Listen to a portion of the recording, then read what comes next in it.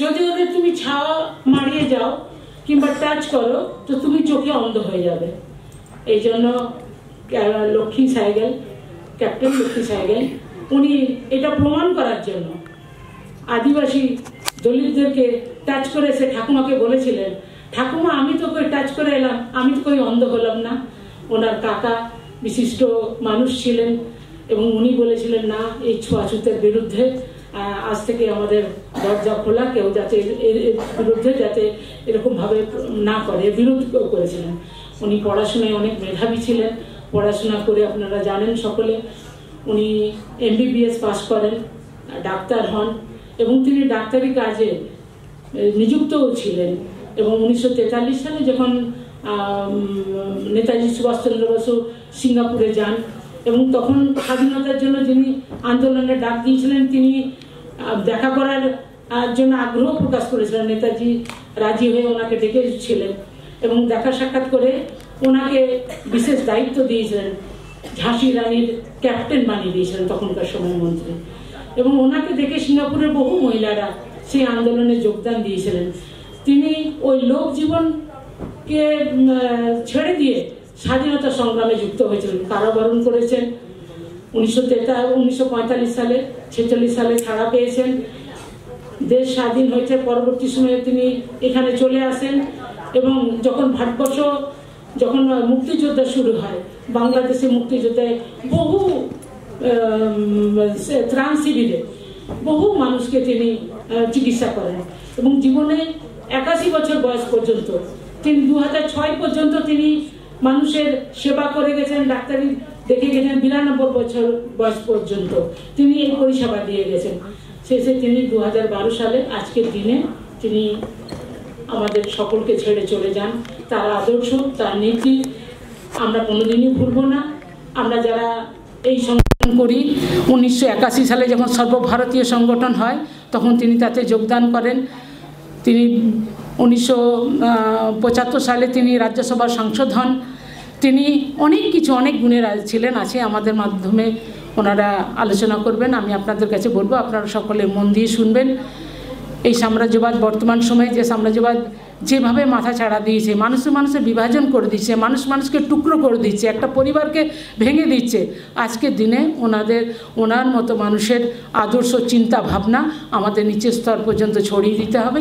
এই কথা বলে সকলকে আমার সংগ্রামী অভিনন্দন জানিয়ে আজকে আমাদের এখানে উপস্থিত আমাদের সুভাষিনী দি আছেন, আমাদের অধ্যাপক আছেন, আমাদের CSC মেম্বাররা আছেন, আমাদের রাজ্য কমিটি মেম্বাররা আছেন, আমাদের অনেক জেলা কমিটি মেম্বার আছেন। তারা সকলেই থাকবেন, শেষ পর্যন্ত থেকে শুনে আপনারা যাবেন। এই কথা বলে আমার কথা শেষ করছি। এবার আমি কয়েকটা কথা বলার জন্য আমাদের রাজ্য সম্পাদক কমরেড কনিনিকা দিকে আমি আহ্বান করছি। সাথী সভাপতি, এখানে উপস্থিত আছেন আমাদের রাজ্যের মহিলা আন্দোলনের সামনের সারির নেতৃত্ব, আমাদের বয়োজ্যেষ্ঠ, আমাদের অভিভাবক, আমাদের রাজ্য সম্পাদক, প্রাক্তন রাজ্য সম্পাদক কমরেড মিনতি ঘোষ, আছেন রমলাদি, বাণীদি, কুমকুমদি, এরা সবাই, এবং আমার সহযোদ্ধারা, সাংবাদিক বন্ধুরা। ওরা বীর, ওরা আকাশে জাগাতো ঝড়, ওদের কাহিনী বিদেশির খুনে, গুলি, বন্দুক, বোমার আগুনে আজও রোমাঞ্চকর।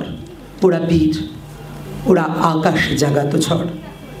এরকমই একজন ছিলেন ক্যাপ্টেন লক্ষ্মী সাইকেল। আমাদের পথ দেখিয়েছেন, লড়াই করেছেন ব্রিটিশ সাম্রাজ্যবাদের বিরুদ্ধে।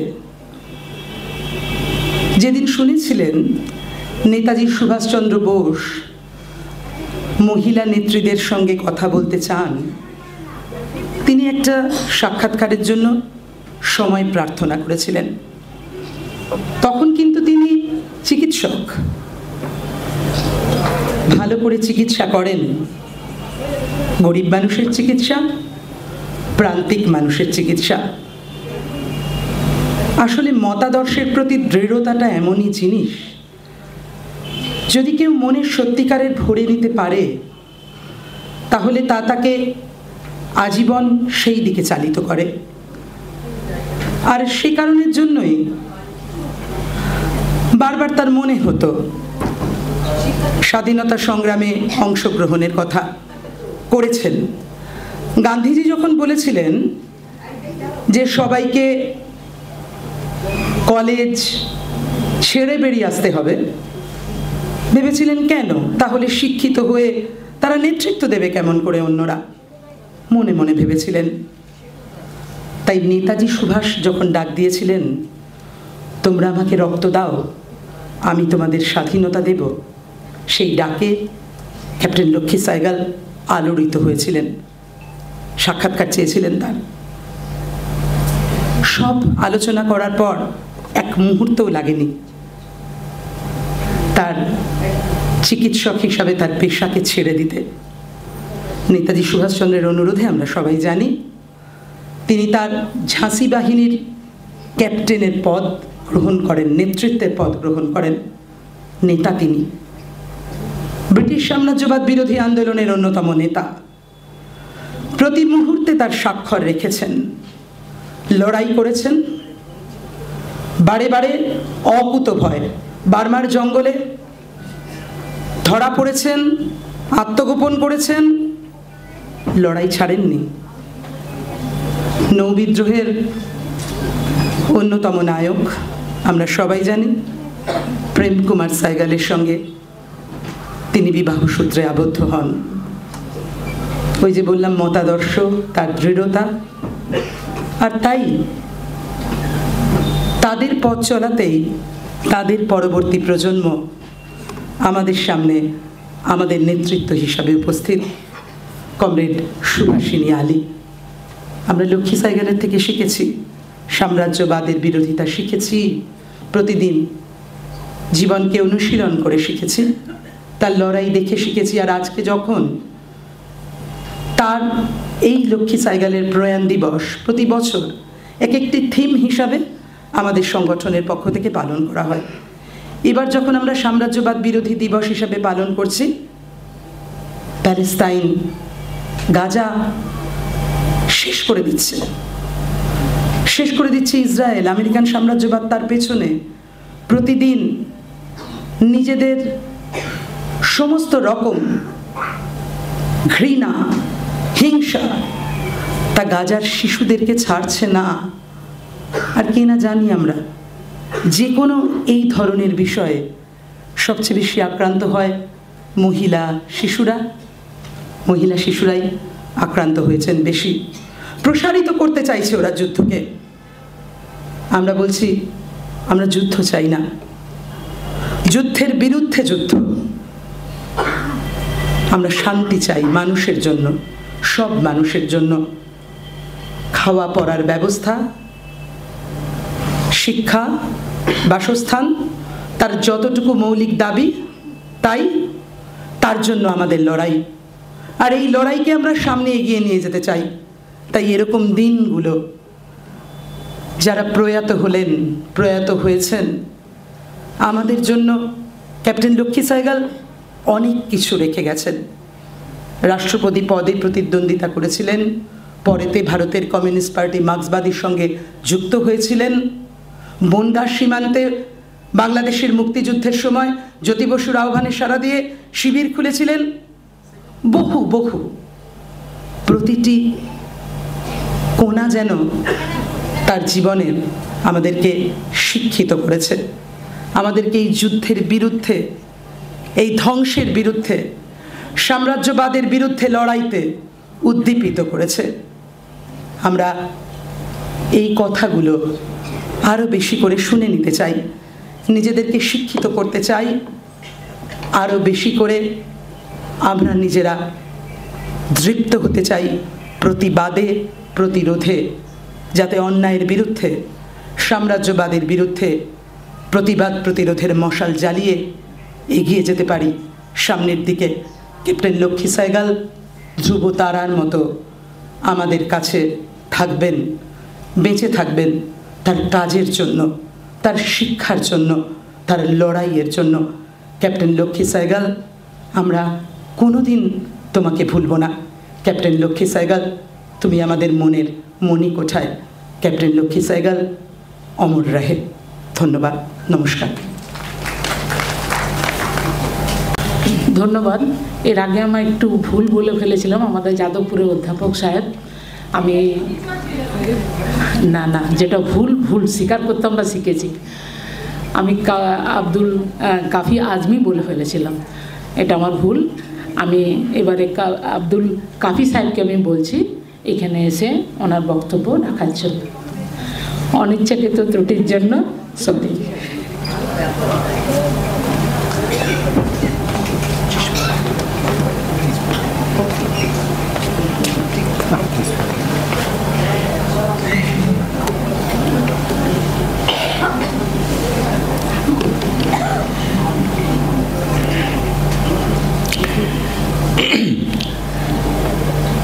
মঞ্চে উপস্থিত ভারতবর্ষের প্রগতিশীল নারী আন্দোলনের সংগ্রামী নেতৃত্ব এবং এই সভাঘরে উপস্থিত আমার কমরেডরা, আপনাদের সবাইকে আমি প্রথমে ধন্যবাদ এবং কৃতজ্ঞতা জানাই যে এইরকম একটা খুবই তাৎপর্যপূর্ণ অনুষ্ঠানে আজকে কমরেড সুভাষিনী আলীর উপস্থিতিতে আপনাদের সঙ্গে একটি কথাবার্তা ভাগ করে নেওয়ার সুযোগ আপনারা আমাকে দিয়েছেন। আজকের দিনটি আপনারা যেমন শুনেছেন, কমরেড লক্ষ্মী সাইগাল তাঁর প্রয়াণকে স্মরণ করে একটা বিষয় নিয়ে যেমন আলোচনা সভা হয় আপনাদের সংগঠনে, এবছর তার বিষয় স্থির হয়েছে সাম্রাজ্যবাদ বিরোধী আন্দোলন।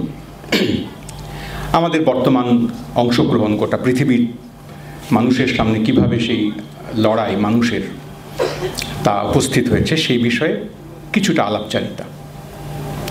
আমি আপনাদের কাছে খুব বেশি সময় নেব না, এরপরে আমরা সবাই সাগ্রহে অপেক্ষা করছি কমরেড সুভাষিনী আলীর বক্তৃতা শোনার জন্যে।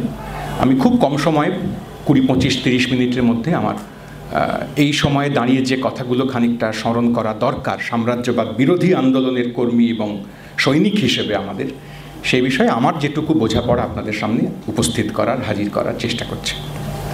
সাম্রাজ্যবাদ নিয়ে তো কথাবার্তা আমরা যে কোনো বামপন্থী চিন্তাভাবনার দ্বারা উদ্বুদ্ধ প্রগতিশীল চিন্তায় উদ্বুদ্ধ সংগঠন তা সবসময় করেন, ছাত্ররা করেন, যুব আন্দোলনের কর্মী যারা তারা করেন, মহিলা আন্দোলন ছাড়াও যারা শ্রমজীবী আন্দোলনের সঙ্গে যুক্ত, শ্রমিক আন্দোলনের সঙ্গে যুক্ত, তারাও তাদের কাজকর্মের চিন্তার জগতে আরও খানিকটা অগ্রসর হওয়ার ক্ষেত্রে গোটা পৃথিবীর শ্রমজীবী মানুষের সঙ্গে সহমর্মিতা তৈরি করার সূত্রে গোটা পৃথিবীর পীড়িত মানুষের, অত্যাচারিত মানুষের পাশে দাঁড়ানোর, তাদের সঙ্গে ঐক্যের গাঁথা হওয়ার আকাঙ্ক্ষায় নিশ্চিতভাবে সাম্রাজ্যবাদ বিরোধিতার একটা পর্ব তাদের লড়াইতে রাখেন। বামপন্থী আন্দোলন তার সম্পূর্ণ বুনট এটা কখনো হবেই না, ঘটবেই না যদি সাম্রাজ্যবাদ বিরোধিতার প্রশ্নটিকে আমাদের চিন্তাভাবনার সঙ্গে, আমাদের সামগ্রিক বক্তব্যের সঙ্গে আমরা জুড়ে নিতে না পারি। তা না হলে একটি মার্ক্সীয় দর্শনে মার্ক্স এবং লেনিন এই দুই মহাদার্শনিক, মহাচিন্তাবিদ এবং কর্মী যাকে বলে অ্যাক্টিভিস্ট, এদের পরিকল্পনা এবং চিন্তাভাবনার সম্পদ বহন করি যারা আমরা, তারা এই সাম্রাজ্যবাদের প্রশ্নটিকে বাদ দিয়ে কার্যত এক পাও চলতে পারা সম্ভব নয়, তার বিরোধিতায় যদি নিজেকে আমরা যুক্ত করতে না পারি। আমি একটু আগেই আপনাদের ভেতর থেকে এখান থেকে স্লোগান উঠছিল, এই স্লোগান পৃথিবীর যে কোনো প্রান্তে যখন ওঠে, যারা তোলেন, যতবার তোলেন ততবারই এক ধরনের শিহরণ তৈরি হওয়ার মতন অবস্থা হয়।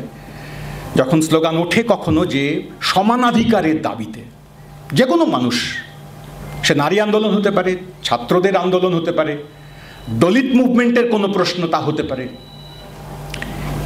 একেবারে আদি প্রশ্ন, আমার অধিকার তোমার থেকে আলাদা, তোমার থেকে কম কেন? এই কথাটি দীর্ঘদিন ধরে মানতে মানতে আমার অধিকার তো কমই, এই কথাটা মানতে মানতে যখন অভ্যস্ত হয়ে যায় মানুষ, তখন সমানাধিকারের দাবি তোলা তার কাছে তেমন কোনো একটা গুরুত্বপূর্ণ ব্যাপার থাকে না, সে ভুলেই যায়। সে অধিকারহীনতাতেই খানিকটা অভ্যস্ত হয়ে পড়ে, তাকেই স্বাভাবিক বলে মনে করতে থাকে।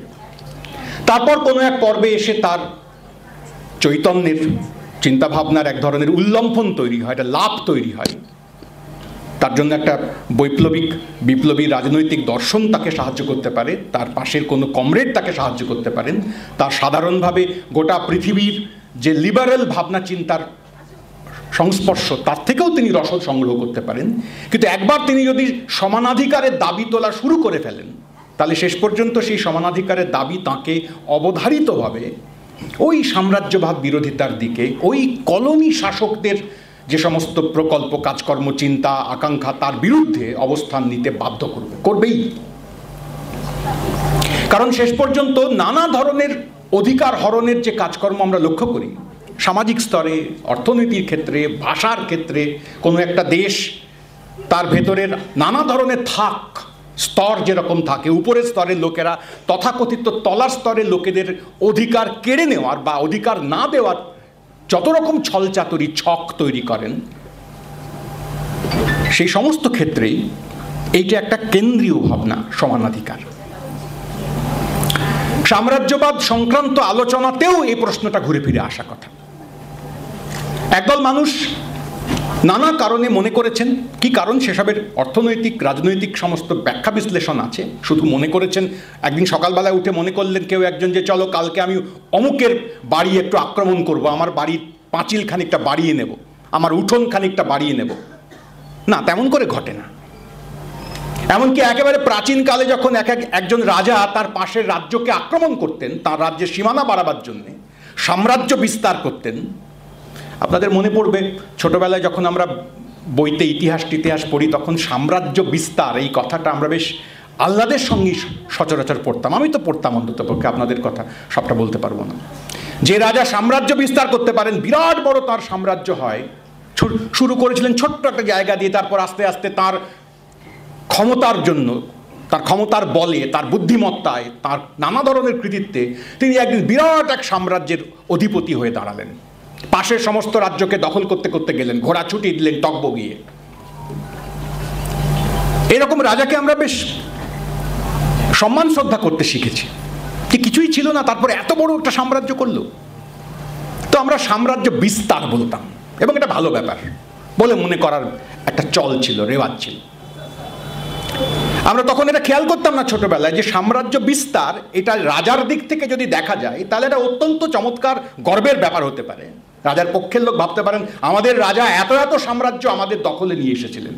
কখনো ইতিহাস পাঠকের তো ছোটবেলায় এরকম মনে হয় না যে রাজা যাদের সাম্রাজ্য, যাদের বাড়িঘর দখল করলেন, করে একটা বিরাট বড় মানচিত্র বানালেন, ছোট্ট একখানা মানচিত্র থেকে বিরাট একটা মানচিত্র ইতিহাসের পাতায় এসে দাঁড়ালো।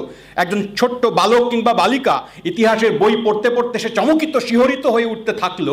সে খেয়ালও করলো না, টেরও পেল না যে উঠোন অতিক্রম করে এই রাজার ঘোড়া গিয়েছিল, সেই উঠোনে কারা থাকতো। সেই উঠোনের মানুষজন তারা রাজার ঘোড়াকে কি আদর করে আসুন মহারাজ বলে ডেকে নিয়ে গিয়েছিল, নাকি তাদের ঘর বাড়ি সব গুঁড়িয়ে যেত, ঘোড়ার খুরের ধুলোতে আচ্ছন্ন হয়ে পড়তো হাট বাজার, মানুষের সম্পর্ক, ভালোবাসা, প্রীতি, বেঁচে থাকা। সেই সব লোকজনের কথা ইতিহাস বইতে লেখা হয় না। ফলে গুপ্ত সাম্রাজ্য, চোল সাম্রাজ্য কিংবা এমনকি মুঘল পাঠান সাম্রাজ্য রাজাদের দিক থেকে আরো বেশি ভূগোলকে, আরো বেশি অঞ্চলকে একজন মানুষের দখলে নিয়ে আসবার একটা হেরোইক কাজ হিসেবে আমরা সচরাচর দেখেছি। পরে আমাদের ধারণা হয়েছে যে কেন রাজাদের এরকম হয়, পাশের রাজ্যকে দখল করা যাক। এটা কেবলমাত্র আমার 5000 স্কোয়ার কিলোমিটার রাজত্ব, এই সুখটুকু পাওয়ার জন্য শুধু কি এরকম হয়?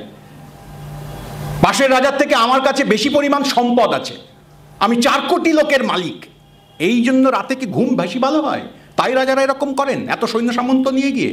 হ্যাঁ, এটা হতে পারে একটা কথা, কিন্তু এটা খুব ছোটদের কথা, বাচ্চাদের কথা। সাম্রাজ্য বিস্তারের আরো নানান ধরনের কারণ, পাশের বাড়ি দখল করবার আরো নানা ধরনের আগ্রহ, শুধুমাত্র রাত্রিরে ঘুমে সুস্বপ্ন দেখবার জন্য নয়, ইতিহাসের চলনে মানুষের কর্মক্ষমতা, মানুষের তৈরি করা জিনিসপত্র, বাণিজ্য, একে আরো খানিকটা ছড়িয়ে দেওয়ার স্বার্থেও কখনো কখনো দখল করতে হয় পাশের বাড়ি। হয়েছে এই ঘটনা ধীরে ধীরে আধুনিক সময়ে এসে, আধুনিক মানে আমি 17-18 শতকের পর থেকে সময়কার কথা বলছি, নতুন সমস্ত চেহারা নিয়েছে। তা আমাদের পৃথিবী 18-19 শতক কি তারও কিছু আগে থেকে এরকম অজস্র ঘটনা দেখেছে যে একটা দেশ, মূলত ইউরোপ, একটা দেশ নয়, একটা মহাদেশ, তার ছোট ছোট কতগুলো অংশ, তারা বেরিয়ে পড়েছিল এ প্রান্তে ও প্রান্তে গোটা পৃথিবীকে জয় করবার জন্য। বহুদিন পর্যন্ত আমাদেরকে পড়ানো হয়েছে, জানানো হয়েছে যে এই সমস্ত সময় হচ্ছে ইউরোপের একটা খুব খুব মানে চমকপ্রদ একটা কাল, যখন মানুষ অ্যাডভেঞ্চারে বেরিয়ে পড়লো। গোটা পৃথিবীর প্রান্তে প্রান্তে কত সমস্ত অদ্ভুত ব্যাপার তারা দেখলো, জ্ঞান প্রসারিত হলো, মানুষ একে অপরকে জেনে তার জ্ঞান নিজে গ্রহণ করলো, কত কিছু বানালো, গোটা পৃথিবী মানুষের মুঠোর মধ্যে এসে দাঁড়ালো। রবিনসন ক্রুসোর গল্প পড়েছি আমরা ছোটবেলায়। রবিনসন ক্রুসো রাস্তা হারিয়ে জাহাজে নিয়ে ভাসতে ভাসতে ভাঙাচোরা এমন একটা জনশূন্য জায়গায় গিয়ে দাঁড়ালো। তারপর বহুদিন, বছরের পর বছর সেখানে একা একা কাটালো, সেই গোটা দ্বীপের মালিকানা অনুভব করতে থাকলো। তারপরে একদিন ফ্রাইডে নামক একটা লোক, সে মূর্খ একেবারে, রবিনসন ক্রুসোর মতন এত বুদ্ধিমান নয়, ব্রিটিশ নয়, লেখাপড়া জানা নয়, গণতন্ত্র টনতন্ত্র বিষয়ে তার কোনো ধারণা নেই, অসভ্যই বলা চলে একরকম। সে রবিনসন ক্রুসোর ভৃত্য হয়ে শেষ পর্যন্ত ওই দ্বীপে আরো কিছু কাল থাকলো। তারপর তারা আবার কাণ্ড কারখানা করে ফেরত এলো। রবিনসন ক্রুসোর এই সমস্ত গল্প কিংবা অ্যাডভেঞ্চারের গল্প গোটা পৃথিবীকে জানার আকাঙ্ক্ষা ইউরোপের এত দুর্মর হয়ে দাঁড়িয়েছিল, এসব আমাদেরকে খুব ভালো গল্প বলে শোনানো হয়েছে বরাবর। 1993 সাল নাগাদ এডওয়ার্ড সাইদ, এক প্যালেস্তিনীয় গবেষক, প্যালেস্তিনীয় আমেরিকান গবেষক, তার বিখ্যাত একখানা বই প্রকাশিত হয়। তার আগের বইটার কথা বলছি না, ওরিয়েন্টালিজম। সে এক বিতর্কিত বই বটে, ভালো মন্দ দুরকমই আছে। আমি যে বইটার কথা বলছি সেই বইটা হচ্ছে কালচার অ্যান্ড ইম্পেরিয়ালিজম। সেই বইতে তিনি দেখাবার চেষ্টা করলেন যে রবিনসন ক্রুসোর কাহিনী এরকম কেবলমাত্র আহ্লাদের, সুখের, অ্যাডভেঞ্চারের গল্প আকারে দেখবার কোনো কারণ নেই। এই গল্পের তলায় তলায় আসলে ইউরোপের ক্রমশ অন্য দেশ দখল করা, অন্য দেশের মালিক হয়ে পড়া, অন্য দেশের লোকজনের উপরে আধিপত্য করা, অন্য দেশের চাইতে, অন্য লোকজনের চাইতে আমি বেশি বুদ্ধিমান এবং শিক্ষিত, অতএব আমার খানিক বাড়তি অধিকার আছে গোটা পৃথিবীকে শাসন করবার, সভ্য করবার, একটু ভালো ভালো করে তুলবার, এই সমস্ত সেলফ ইম্পোজড কতগুলো আইডিয়া নিয়ে তারা বেরিয়ে পড়েছিলেন। ওর মধ্যেও এক ধরনের দখলদারির মানসিকতা ছিল। এরকম আরো অনেক উপন্যাস, গল্প, কাহিনী ইত্যাদি বিশ্লেষণ করে এডওয়ার্ড সাইদ কালচার এবং ইম্পেরিয়ালিজমের মধ্যেকার সম্পর্ক, অন্য লোকের বাড়ি দখল করার সঙ্গে সঙ্গে জন্যে কখনো কখনো অস্ত্র ছাড়াও ঢাল তলোয়ার ঝনঝনিয়ে বাজে, ঘোড়া উঠছে, ঘোড়ার খুঁড়ে ধুলো উঠছে, হাতি যাচ্ছে, লোকে পিষে মারা যাচ্ছে, রক্তারক্তি কাণ্ড, কলিঙ্গ যুদ্ধে 1 লক্ষ লোক মেরে ফেললেন সম্রাট অশোক, দেখে তার ভারী মন খারাপ হলো। এরম দরকার পড়বে না সবসময়। আমরা দেখেও তো চিতাই 19-20 শতকে দুখানা বড় বড় বিশ্বযুদ্ধ, তার আগের 150-200 বছর ধরে পৃথিবীর নানা প্রান্তে ছোটখাটো অল্প সামান্য 2-4টে দেশ, তাদের দখলদারিত্ব কখনো আফ্রিকায়, কখনো তথাকথিত মধ্যপ্রাচ্য বলে দীর্ঘদিন যাকে বলা হতো, সেই পশ্চিম এশিয়ায়, মধ্য এশিয়ায়, দক্ষিণ পূর্ব এশিয়ায়, ল্যাটিন আমেরিকায়, একটা জায়গা থেকে চারিদিকে গোটা পৃথিবীকে যেন ভাগবাটোয়ারা করে নেওয়ার কাণ্ড কারখানা হয়েছে। আপনাদের মনে পড়বে ছোটবেলায় যখন আমরা আফ্রিকা মহাদেশের মানচিত্র দেখতাম, গোটা পৃথিবীর মানচিত্র অন্যরকম। মানচিত্রে বিভিন্ন জায়গার, বিভিন্ন প্রদেশের, বিভিন্ন দেশের চেহারা কিরকম হয়, আঁকা বাঁকা একটা জায়গা, একটা দেশের সঙ্গে আরেকটা দেশের যে বর্ডার হয় তা একটু আঁকা বাঁকা হয়। আপনারা দেখবেন খেয়াল করে আফ্রিকা মহাদেশের মানচিত্র যদি টেবিলের উপর রাখা হয়, কোনো আঁকা বাঁকা নেই, একবারে স্ট্রেট লাইন। কেন এরকম হয়েছে?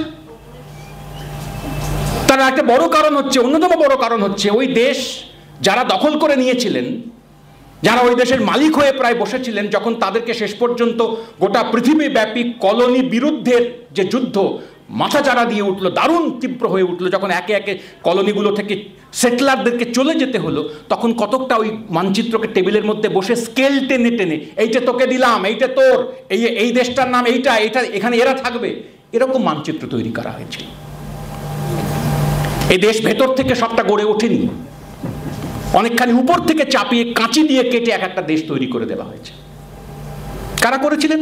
মূলত তথাকথিত সভ্যতার আহ্লাদে সুখে ছটফট করছেন, টকবক করছেন, আমরাই সমস্ত হোয়াইট ম্যানস বার্ডেন যাকে বলা হয়েছে দীর্ঘকাল। এটা সাদা মানুষের, সাদা চামড়ার মানুষের তো একটুখানি ভার আছে না, বাকি পৃথিবীকে সভ্য করতে হবে, সুশিক্ষিত করতে হবে, তাই জন্য এসেছি আমরা, অন্য কোনো কারণে আসিনি, দখল টখল করতে আসিনি, মোটেও আসিনি।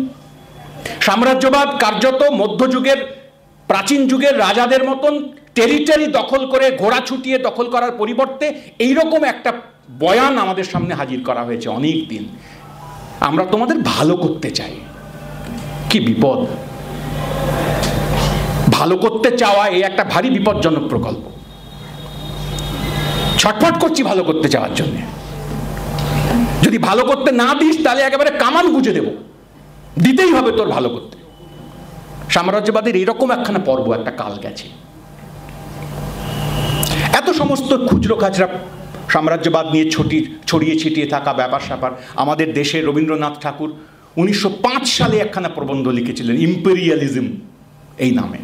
তখনও পর্যন্ত গোটা পৃথিবীতেই ইম্পেরিয়ালিজম নামে খুব বেশি চর্চা হয়েছে, নাম নিয়ে দার্শনিক সন্দর্ভ তৈরি হয়েছে তা নয়। তিনি তার মতো করে ইম্পেরিয়ালিজমের ভালো মন্দ, ভালো নয় মন্দই, মূলত তার দিকে দৃষ্টি আকর্ষণ করবার চেষ্টা করেছিলেন। আমাদের খেয়াল পড়বে ইম্পেরিয়ালিজম নিয়ে যখন রবীন্দ্রনাথ এই লেখালেখি করছেন তখনও পর্যন্ত তার সঙ্গে মার্কসের বা গোটা মার্কসীয় দৃষ্টিভঙ্গির রচনার প্রায় কোনো পরিবর্তন, প্রায় কোনো সম্পর্কই ঘটেনি, প্রায় কোনো পরিচয়ই ঘটেনি। আরো প্রায় 8 বছর পরে রোজা লুক্সেমবার্গ 1913 সালে একখানা সন্দর্ভ প্রস্তুত করবেন ইম্পেরিয়ালিজম সংক্রান্ত, এটা বলা যেতে পারে ট্রুলি মার্কসিস্ট একটা ডকুমেন্ট। সাম্রাজ্যবাদ কিভাবে কাজ করে, কেন সাম্রাজ্যবাদের সঙ্গে অর্থনীতির কি সম্পর্ক, ক্যাপিটাল, অ্যাকুমুলেশন অফ ক্যাপিটাল, এসবের সঙ্গে সাম্রাজ্যবাদের এই দেশ দখলের অনিবার্যতা কিভাবে জড়িত আছে, তাই নিয়ে তাত্ত্বিক সন্দর্ভ, যা সকলে গ্রহণ করেননি এক কথায় এক তর্কে, তাই নিয়ে তর্ক হয়েছে। গোটা পৃথিবীর কমিউনিস্ট মহলে লুক্সেমবার্গের এই থিসিস এবং ভাবনা ইম্পেরিয়ালিজম সংক্রান্ত বিষয়ে তা নিয়ে প্রচুর ডিবেট হয়েছে। অবশেষে লেনিন, লুক্সেমবার্গ, এদের তর্ক বিতর্ক, ভাবনা, থিসিস, কাউন্টার থিসিস, আলোচনা, এসবের মধ্যে দিয়ে আমরা ধীরে ধীরে লক্ষ্য করেছি, আবিষ্কার করেছি, জেনেছি, বুঝেছি, খানিকটা দাবি করতে পারি এখন যে ইম্পেরিয়ালিজম সেটা শুধুমাত্র রাজাদের খামখেয়ালের ব্যাপার নয়, ইচ্ছা হলো পাশের দেশ দখল করে আসি একটু বেরিয়ে আসার মতো না, তেমন নয়। ক্যাপিটাল, পুঁজি, তার চলনের স্বাভাবিক ধরন অনিবার্যত এই বিশেষ একটি প্রবণতা আমাদেরকে উপহার দেয়। আমরা সবাই জানি ইম্পেরিয়ালিজমকে শেষ পর্যন্ত পুঁজিবাদেরই একটা সর্বোচ্চ স্তর বলে চিহ্নিত করতে উদ্যোগী হয়েছিলেন লেনিন। আমরা প্রায় আত্মবাক্যের মতোই মাঝে মাঝে সেগুলো কোট করি, এই লাইন বলে বেড়াই, হাইয়েস্ট স্টেজ অফ ক্যাপিটালিজম। কতটা বুঝি কতটা বুঝি না, কিন্তু লেনিন বলেছেন এরকম একটা কথা, আমরাও বলছি, এটা ভেবে একটু আহ্লাদ হয়, পুলক হয়। কিন্তু শেষ পর্যন্ত এইটা বোঝা দরকার যে ইম্পেরিয়ালিজম রাজাবাদশাদের মতো দেশ দখল করার প্রক্রিয়ার পরিবর্তে অনেক গোপনে সুরসুর করে রাত্রিরে মশারির মধ্যে মোবাইল ফোন মারফত, টেলিভিশন মারফত, গুগল মারফত বৃহত্তর একখানা লড়াইতে যুক্ত আছে। ফর্মাল এম্পায়ার এবং ইনফর্মাল এম্পায়ার। 2004 সালের একখানা খুব, ওই 1904 যে লেখাটার কথা বলছিলাম, ইম্পেরিয়ালিজম, রবীন্দ্রনাথ ঠাকুরের প্রবন্ধ, তাতে 100 বছর বাদে 2004 সোশ্যালিস্ট রেজিস্টার কাগজে খুবই নাম করা চমৎকার কাগজ, তাতে এজাজ আহমেদ, কমরেড এজাজ আহমেদ এখনকার ইম্পেরিয়ালিজম নাও এই নিয়ে একখানা প্রবন্ধ লেখেন, দীর্ঘ 20 পাতার প্রবন্ধ। তাতে ফর্মাল এম্পায়ার, ইনফর্মাল এম্পায়ার, সাধারণভাবে যাকে আমরা এম্পায়ার বলি, রাজত্ব, অটোমান এম্পায়ার যেরকম, মুঘল এম্পায়ার যেরকম, আর ইনফর্মাল এম্পায়ার যেরকম, ওরকম একটা কেন্দ্রে রাজা কোনো বা রাজবংশ বসে আছে, তার ছেলে রাজা হয়ে যাচ্ছে, এরকম নয়। ইনফর্মাল। সে এম্পায়ার কীভাবে প্রসারিত হয়, তাও কিভাবে ইম্পিরিয়ালিজমের নতুন চেহারা আমাদের সামনে হাজির করে তোলে, এই নিয়ে বিস্তারিত আলাপ আলোচনা করেছিলেন। আপনাদের সময় সুযোগ হলে একবার পড়ে দেখতে পারেন। যদিও আজ থেকে প্রায় 30 বছর আগে লেখা সে প্রবন্ধ, মূলত ইরাক ইনভেশন তাকে কেন্দ্র করে মাথায় রেখে সামনে রেখে করা সেই লেখা। তার থেকে 30 বছর বাদে আজকের পরিস্থিতি আরও খানিকটা অগ্রসর হয়ে গিয়েছে। আমরা সাম্রাজ্যবাদের আরও নতুন, আরও বিচিত্র, আরও নৃশংস চেহারার সামনে এসে দাঁড়িয়েছি। আমার সময় খুব বেশি নেই, আমি সাম্প্রতিক কালে 2-4টি ঘটনা এবং প্রসঙ্গের কথা বলে আমার আলোচনা শেষ করব। কমরেড সম্পাদক বলছিলেন একটু আগে কথা সূত্রে প্যালেস্টাইনের কথা। প্যালেস্টাইনের যে কাণ্ড কারখানা, তাকে কি আমি সাধারণভাবে মুসলমানদের সঙ্গে ইহুদিদের মধ্যেকার একটা লড়াই এই বলেই কেবল দেখব? নিশ্চয়ই তার একটা ভিত্তি আছে, কোনো সন্দেহ নেই। জুইশ পিপল আর তার সঙ্গে সঙ্গে আরব মুসলিমস, মূলত খ্রিস্টানও আছেন কিছু, তাদের মধ্যেকার দীর্ঘকালের পুরাতন, কয়েক হাজার বলা যেতে পারে, হাজার হাজার বছরের পুরাতন যে সমস্ত সংঘাত, স্বার্থের, আদর্শের, চিন্তা পদ্ধতির, সেই সংঘাতের একটা দীর্ঘায়িত দীর্ঘসূত্র আছে। তার একটা ফল আমরা এখন প্যালেস্টাইন ইসরায়েলের মধ্যেকার এই সংকটের মধ্যে খানিকটা দেখতে পাচ্ছি। এভাবে ভাবা যেতে পারে, একদম এটা বাদ তা বলছি না, কিন্তু এটা কেবল তাই না তা নয়। সবাই আমরা এখন জানি ইসরায়েল প্রায় একটি সাম্রাজ্যবাদী শক্তির মতোই, প্রায় কেন সাম্রাজ্যবাদী শক্তির মতোই কাজ করছেন। 1948 সালের সেই বিখ্যাত নাকবা, যাকে আমরা বলি বিপর্যয়, ক্যাটাস্ট্রফি, ভয়ঙ্কর দুর্বিষহ সমস্ত তোলপাড় করে ফেলা, তারও প্রায় 22-25 বা একটু 28 বছর আগে সেই বিখ্যাত বেলফার ডিক্লারেশন, যাতে করে পৃথিবীর অর্ধেক সমস্যার জন্য দায়ী।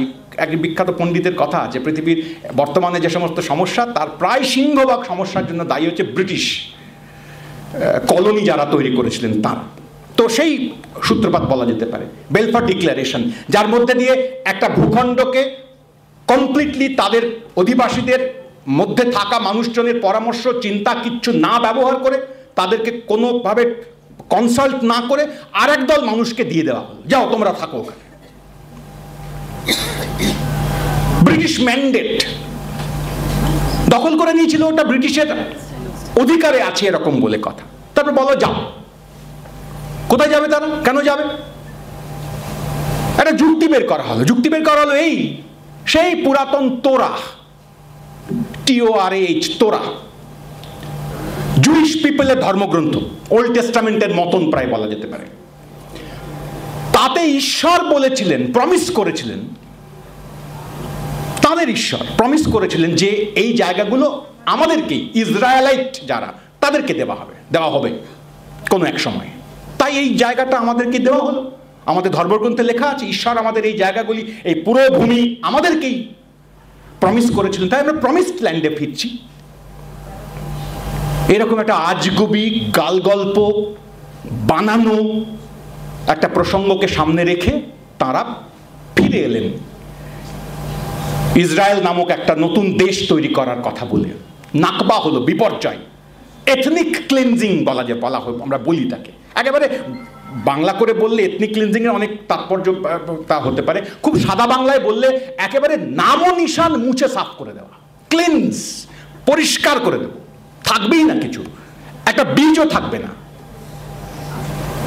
যেমন করে বাড়িতে পুরনো দেখবেন, অনেক সময় পুরনো বাড়িতে বাড়ির দেওয়ালে বটের চারা ফারা হয়, আপনি একবার কেটে দিচ্ছেন, আবার 1 মাস 2 মাস 6 মাস বাদে আবার একখানা চারা বেরিয়ে পড়ছে, তখন কি করতে হয়? অ্যাসিড ঢেলে পুড়িয়ে দিতে হয়, বা ওই গোটা দেওয়ালের গোটা এলাকাটাকে খুঁড়ে সাফ করে আবার প্লাস্টার করে দিতে হয়, ক্লিনজ করতে হয়। তো কতটা সেই রকম এমন সাফ করবো এই অঞ্চল থেকে আরব মুসলমানদেরকে বা খ্রিস্টানদেরকে যে এখানে তাদের নামও নিশান থাকবে না। এইটাকেই প্যালেস্টাইনিয়ান লোকেরা বলেছিলেন নাকবা, 48 সালের ঘটনা। তারপরে সময় হয়ে গেছে না, তারপরে বছরের পর বছর কেটেছে। 8-এর দশকের গোড়ার দিকে মাঝামাঝি সময় এসে লম্বা প্রতিরোধ, পৃথিবীর মানুষের সামনে উদাহরণ তৈরি করে ফেলতে পারে এত বড় প্রতিরোধ। গোটা পৃথিবীর ইতিহাসে বলা যেতে পারে, ভাবা যেতে পারে যে এত দীর্ঘস্থায়ী স্বাধীনতার যুদ্ধ, এত দীর্ঘস্থায়ী সাম্রাজ্যবাদ বিরোধী লড়াই, প্রত্যক্ষ কলোনি এর আগেও হয়েছে, ভারতবর্ষ 200 বছরের কলোনি, তার থেকেও বেশি কম আরও আছে, সেরকম বলছি না। একেবারে প্রত্যক্ষ স্ট্রিটে রাস্তায় নেমে লড়ছি, পিছু হচ্ছি, দেশবাস ঘর সাফ হয়ে যাচ্ছে, তবুও ছাড়ছি না। এই লড়াই পৃথিবীর ইতিহাসে খুব বেশি আর নেই। সেই 20-25 সাল থেকে শুরু হয়েছে, 48-এ পরম বিপর্যয়, 87 সালে এসে ইন্তিফাদা রেজিস্ট্যান্স, প্রতিরোধ, তারপর তো চলছেই। মাঝখানে এসে দাঁড়িয়েছে পেছনে মার্কিন যুক্তরাষ্ট্র, আমেরিকা যাকে আমরা বলি। আমেরিকা হচ্ছে পৃথিবীর সম্ভবত একমাত্র জায়গা, একমাত্র দেশ, মার্কিন যুক্তরাষ্ট্র, ইউনাইটেড স্টেটস অফ আমেরিকা, যা নিজেই আসলে সেটলার কলোনি তৈরি করেছিলেন, যারা তাদের দেশ, তাদের তৈরি করা দেশ।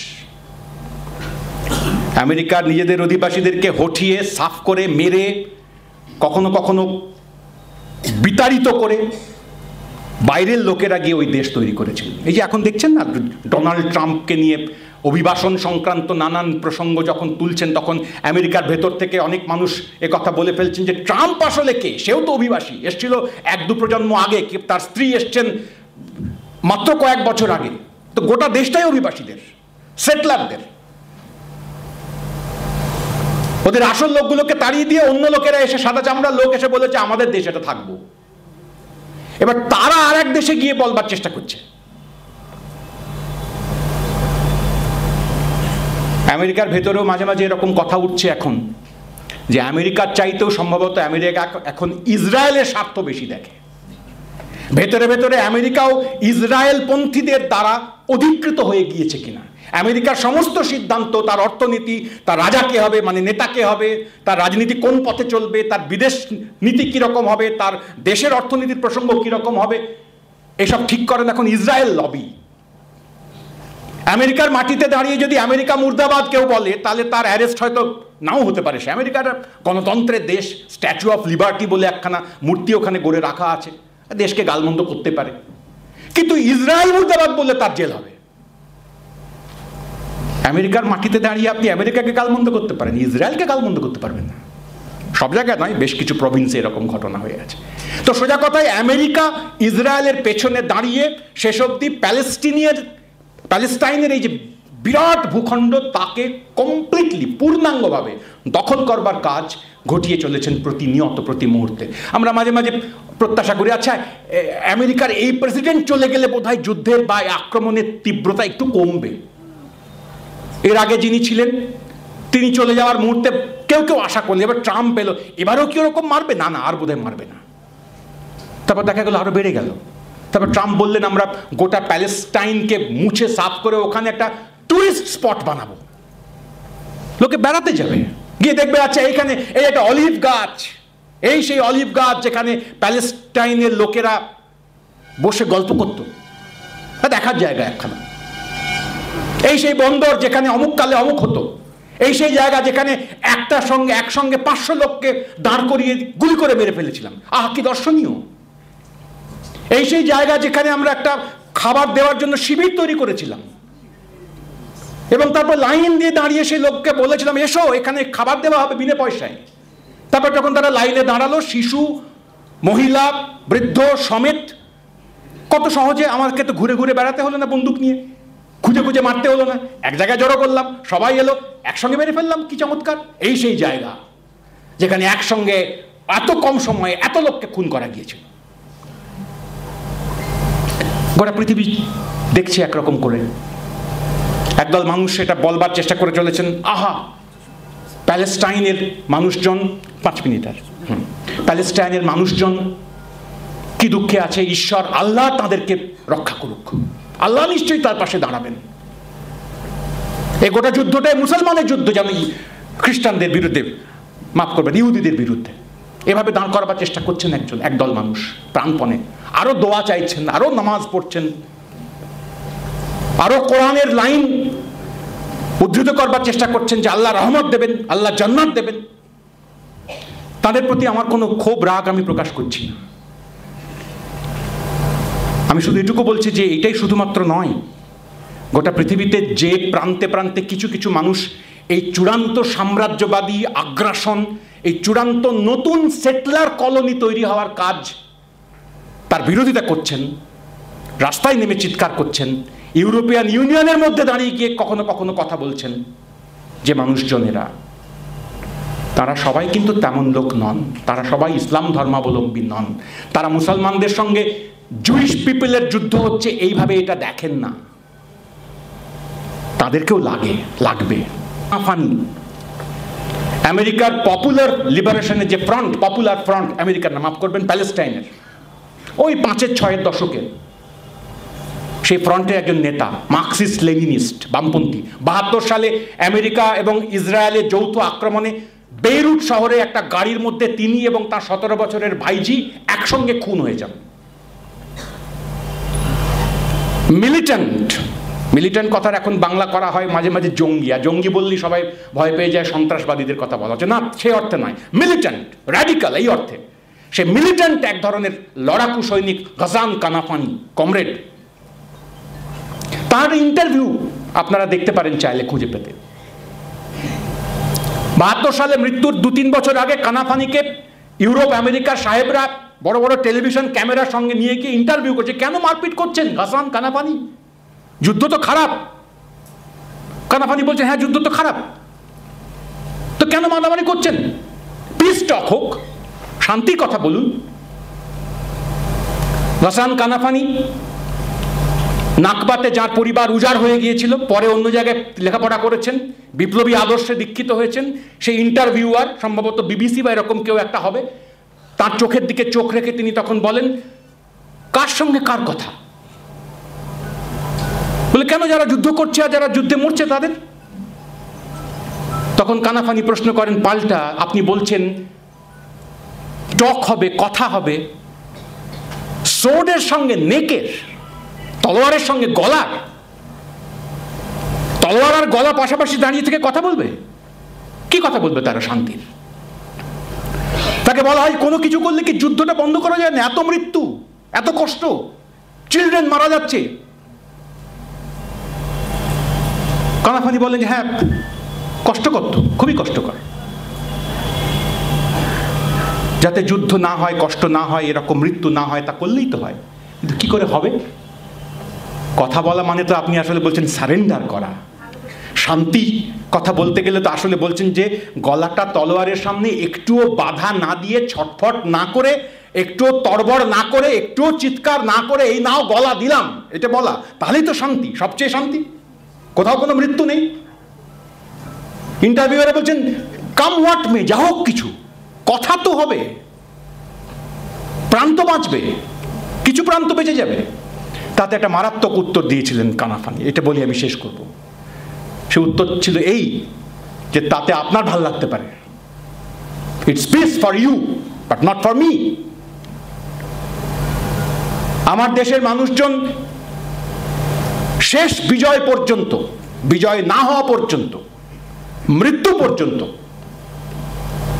এই দখল, এই সাম্রাজ্য বিস্তার, এর প্রতিরোধ করব, যাতে করে এই কথা আমি বলতে পারি যে যতদিন পর্যন্ত সাম্রাজ্য আমার দিকে এগিয়ে আসছিল ততদিন আমি পিছু হটিনি, আমি এই পক্ষে দাঁড়িয়েছিলাম, এই খবরটি, এই তথ্যটি জেনে আমাকে মরতে হবে। আমি পিছু হচ্ছিলাম, আমি আমার দেশ তুলে দিয়েছিলাম, আমি সেটলার কলোনি যারা তৈরি করেন তাদের হাতে নিজের ভূমিখণ্ড উপহার দিয়েছিলাম, এইটা জেনে আমি মরতে পারবো না। এভরিবডি উইল ডাই, কিন্তু মরার আগে আমি এটা জেনে চোখ বন্ধ করবো যে আমি দিয়েছিলাম, and I did not resist। না, এইটা জেনে আমি মরতে পারবো না, এটা আমার জন্য শান্তি নয়। সাম্রাজ্যবাদ বিরোধিতার অঙ্গীকার ফলত প্যালেস্টাইনের বাচ্চারাও, শিশুরাও সকলেই করবেন, শেষ লোকটা না মারা পর্যন্ত করবেন। প্যালেস্টাইনে যারা প্রতিরোধ আন্দোলন এখন করছেন তাদের সকলের সব কথার সঙ্গে আমি তো একমত নই, আপনারাও হয়তো কেউ কেউ নন, কিন্তু তাতে কিছু আসে যায় না আমার একমত হওয়া না হওয়াতে। সাম্রাজ্যবাদের সবচেয়ে জঘন্য, সবচেয়ে ঘৃণ্য, সবচেয়ে আগ্রাসী যে চেহারা গত কয়েক বছর ধরে প্যালেস্টাইনের মাটিতে ঘটে চলেছে, সাম্প্রতিকতম, নিকৃষ্টতম, সেই সাম্রাজ্যবাদ বিরোধী লড়াইতে আমি কোনো প্রত্যক্ষ ভূমিকা পালন করছি না, ফলে আমার কোনো অধিকারই নেই ওরা ঠিক না ভুল এ কথা বলার। কিন্তু আমার এইটুকু শেখার আছে যে সাম্রাজ্যবাদের বিরুদ্ধে লড়াইতে যেমন খেয়াল রাখতে হবে মার্কস এবং লেনিন এবং রোজা তাদের যুগান্তকারী দৃষ্টিভঙ্গি, কিভাবে সাম্রাজ্য এগিয়ে যাওয়ার বিস্তার করবার পেছনে অর্থনীতির চক্কর থাকে, স্বার্থ থাকে, মুনাফা থাকে, পুঁজির অনিয়ন্ত্রিত গতি থাকে। আর একদিকে খেয়াল রাখতে হবে আমার জীবনকালে আমি এই প্রত্যক্ষ লড়াইতে অংশগ্রহণ করতে পারিনি, কমরেড ক্যাপ্টেন লক্ষ্মী সাইগালের সুযোগ আমার নেই। আমি ব্রিটিশ সাম্রাজ্যবাদের বিরুদ্ধে, ব্রিটিশ কলোনি শাসকের বিরুদ্ধে লড়াইতে অংশ নিতে পারব, কিন্তু আমার এই সুযোগ হলো, আমাদের এই সুযোগ হলো যে প্যালেস্টাইন নামক একটি ছোট্ট ভূখণ্ডের লোকেরা দেখিয়ে দিল কেমন করে মরতে হয়, কত গ্লোরিয়াস ভাবে, কত গ্লোরির সঙ্গে মরা যায়। সাম্রাজ্যবাদ বিরোধী লড়াইয়ের যারা শরিক, সমানাধিকারের দাবিতে লড়াইয়ের যারা শরিক, নারী মুক্তি, মানব মুক্তির লড়াইয়ের যারা শরিক, প্যালেস্টাইনের জনতার ইসরায়েল এবং মার্কিন যুক্তরাষ্ট্রের যৌথ এবং তার সঙ্গে সঙ্গে ইউরোপের বিভিন্ন দেশের যৌথ যে আগ্রাসী সাম্রাজ্যবাদী শক্তির লড়াই, সেই লড়াইতে পক্ষ নেওয়া তাদের কর্তব্য। আমি যদি মুক্তির পক্ষে থাকি তাহলে আমি প্যালেস্টাইনের পক্ষেও আছি, তাহলে আমি সাম্রাজ্যবাদের বিরুদ্ধে আছি। কার পক্ষে আছি আর কার বিরুদ্ধে আছি এই দুটো একসঙ্গে স্থির করতে না পারলে আমি ঠিক করছি না ভুল করছি এটা বোঝা যাবে না। আপনাদের সকলকে আন্তরিক ধন্যবাদ, কৃতজ্ঞতা, সালাম।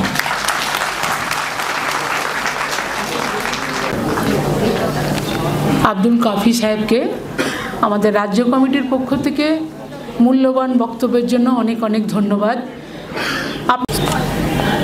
मंच पर उपस्थित हमारे तमाम महिला समिति के नेता, हमारे पहले बोलने वाले प्रोफेसर काफ़ी, और आपको मैं सबको बता दूं कि आज हमारे बीच में हमको बहुत खुशी है कि हमारे नेताजी के जो ग्रैंड नेव्यू हैं सुमंत्रो बसु, वो भी हमारे बीच में हैं, वो भी आज आए हैं। मैं बहुत खुशी है।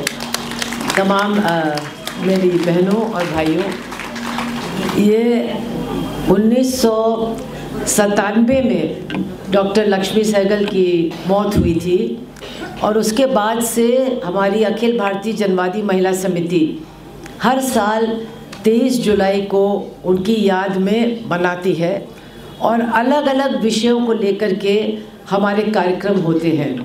हम लोगों ने बॉडी डोनेशन कैंप किया और उसके बारे में ये कहा गया है कि पूरी दुनिया में एक दिन में इतना बॉडी डोनेशन का फॉर्म नहीं भरा गया है जितना कि हमारी महिला समिति ने 23 जुलाई के दिन में भरा था। बहुत बड़ी बात है। तो अलग अलग तरह से हम लोगों ने मनाया। तो अब की साल हम लोगों ने सोचा कि इस समय पूरी दुनिया में हम लोग सबकी आँखों के सामने एक ज़बरदस्त नरसंहार, जेनोसाइड चल रहा है, जो रोज़ हम लोग टीवी पर देखते हैं, जिसके बारे में हम लोग रोज़ अखबारों में पढ़ते हैं, और ऐसा लगता है कि 50-60 हज़ार लोग मारे गए हैं, जिनमें आधे से ज़्यादा महिलाएं और बच्चे हैं।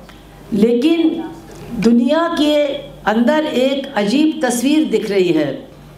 जो सरकारें हैं बड़े बड़े देशों के, वो सारी सरकारें, वो चाहे अमेरिका हो, चाहे यूरोप की सरकारें हो, चाहे अरब देशों की सरकारें हो, और चाहे हमारे देश की सरकार हो, वो सारी सरकारें नरसंहार करने वाले इज़राइल के साथ खड़ी हैं।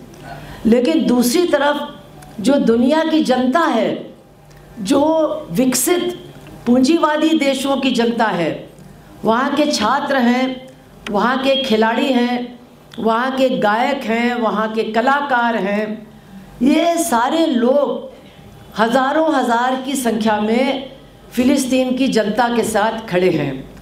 तो एक बार फिर लगातार हम लोग जानते हैं कि साम्राज्यवाद का आक्रमण, उसका हमला कभी ख़त्म नहीं हुआ है, लेकिन हमारी दुनिया में आजकल मीडिया का इतना बड़ा रोल है, भाषा इस तरह से इस्तेमाल की जाती है कि दुनिया को यही समझाया जाता है कि साम्राज्यवादी जो हमला कर रहे हैं, कत्ले आम कर रहे हैं, जिन्होंने इराक, ईरान, पूरे मिडल ईस्ट, पूरा एशिया, पूरा अफ्रीका और ख़ास तौर से पूरा लैटिन अमेरिका अपने लूट का निशाना बनाया है।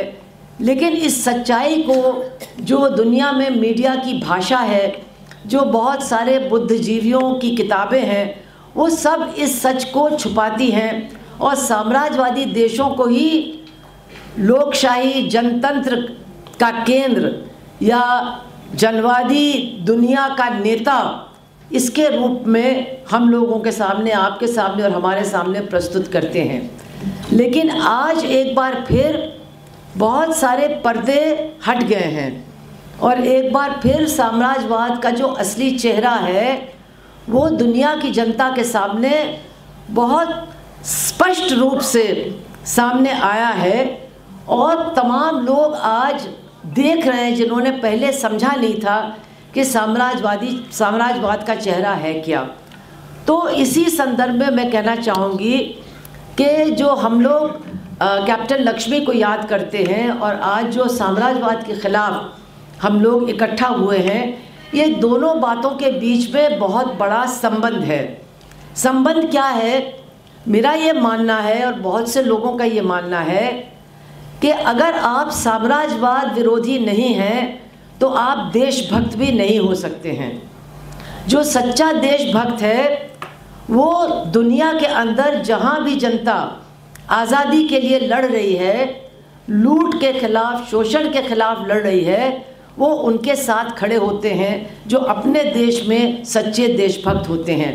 और इसीलिए आज हमारी सरकार, भारत की सरकार, यानी ये हमारे लिए शर्म की बात है, आज हम लोग यहाँ तो फ़िलिस्तीन के नाम को लेकर के विरोध कर सकते हैं, लेकिन दिल्ली के अंदर अगर हम फ़िलिस्तीन का नाम लेकर के विरोध करेंगे तो हमको पुलिस उठा करके जेल में भेज देगी। बहुत सारे जो बीजेपी जहाँ सरकार है वहाँ अगर आप फ़िलिस्तीन के ख़िलाफ़ ये फ़िलिस्तीन का झंडा लेकर के निकलेंगे तो आपको देशद्रोही कह करके या आतंकवादी कह करके जेल में डाल दिया जाएगा। तो आज हमारे लिए, भारत के लोगों के लिए शर्म की बात है कि बहुत सालों के बाद एक ऐसी सरकार यहाँ बैठी है जो साम्राज्यवाद के साथ अपने संबंध को अच्छा बनाना चाहती है। एक तरह से साम्राज्यवाद का पिट्ठू, वो हमारे देश के नेता कहते हैं कि मैं चौकीदार हूँ, लेकिन वो मेरे देश के चौकीदार नहीं हैं, वो यूनाइटेड स्टेट्स ऑफ अमेरिका के चौकीदार हैं। वो साम्राज्यवाद के चौकीदार बनना चाहते हैं और उन्होंने हमारे देश के अंदर ऐसा सांप्रदायिक माहौल बनाया है, हिंदू और मुसलमान के नाम पर इतनी नफ़रत पैदा कर दी है कि आज हमारे देश के बहुत सारे लोग भी साम्राज्यवाद और साम्राज्यवाद का हमला नहीं देख रहे हैं, फ़िलिस्तीन की जनता का कत्ले आम नहीं देख रहे हैं। इसको भी वो एक हिंदू और मुस्लिम और यहूदी के बीच में संघर्ष के रूप में देख रहे हैं। और चूँकि देश के अंदर मुसलमानों के ख़िलाफ़ इतनी नफ़रत को पैदा किया गया है, इसलिए हमारे बहुत सारे देश के लोग भी फ़िलिस्तीन की जनता के साथ हमदर्दी नहीं महसूस करते हैं। उनके बच्चे जो मर रहे हैं, वहाँ जो महिलाएं मारी जा रही हैं, जिस तरह से क्रूरता के साथ वहाँ के लोगों पर उनके विश्वविद्यालय, उनके अस्पताल, उनके डॉक्टर, उनकी दवा, सब कुछ का नाश किया जा रहा है, इसको न देख करके इसको केवल इस रूप में देख रहे हैं कि हाँ मुसलमानों के अंदर ऊपर हमला हो रहा है तो कोई बात नहीं। कुछ लोग तो कहते हैं हम लोगों के सामने, अरे हो रहा है तो होने दीजिए, और कुछ लोग तो खुश भी होते हैं कि मुसलमानों के ऊपर हमला हो रहा है तो बहुत अच्छा हो रहा है। तो ऐसी हालत में हम लोगों के लिए समझना कि साम्राज्यवाद और सच्ची देशभक्ति या सच्चे राष्ट्र प्रेम के बीच में क्या संबंध है, ये बहुत ज़रूरी है। आज बंगाल के अंदर भी भारतीय जनता पार्टी की ताकत बढ़ रही है। वो क्यों बढ़ रही है उसमें हम नहीं जाना चाहते, सरकार भी ऐसा काम कर रही है यहाँ पर कि इन लोगों को मौका मिल रहा है, वो एक अलग बात है।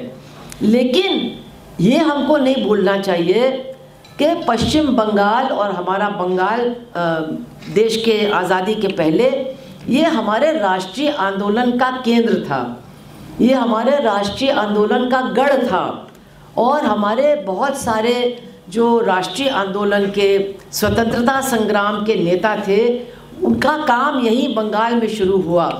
तो कम से कम बंगाल के अंदर हमको ये प्रचार तो ज़रूर करना चाहिए कि असली देशभक्त कौन है, असली राष्ट्रभक्त कौन है।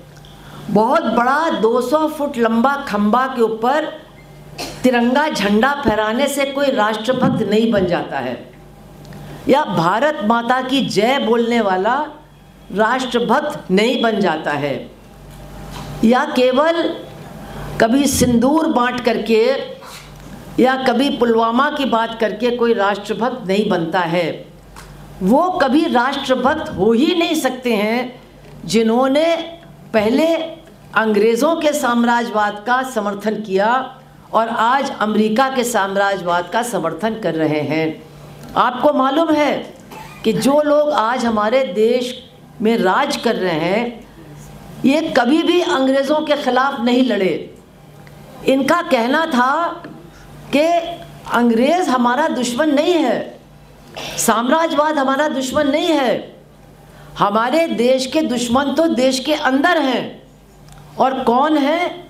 मुसलमान, ईसाई और कम्युनिस्ट, ये तीन हमारे देश के दुश्मन हैं, इनसे हमको लड़ना चाहिए। इंग्लैंड के ख़िलाफ़, ब्रिटिश साम्राज्यवाद के ख़िलाफ़ हमको लड़ने की कोई ज़रूरत नहीं है।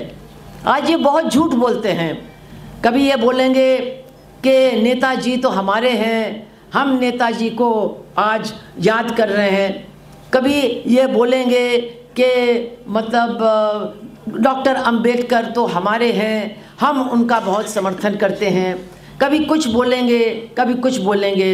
लेकिन ये बात बिल्कुल सच है कि इनका एक भी नेता ब्रिटिश साम्राज्य के जेल में नहीं गया, केवल एक नेता गया था, उसका नाम है अटल बिहारी वाजपेयी, और वो भी सिर्फ 4 दिन के लिए गया।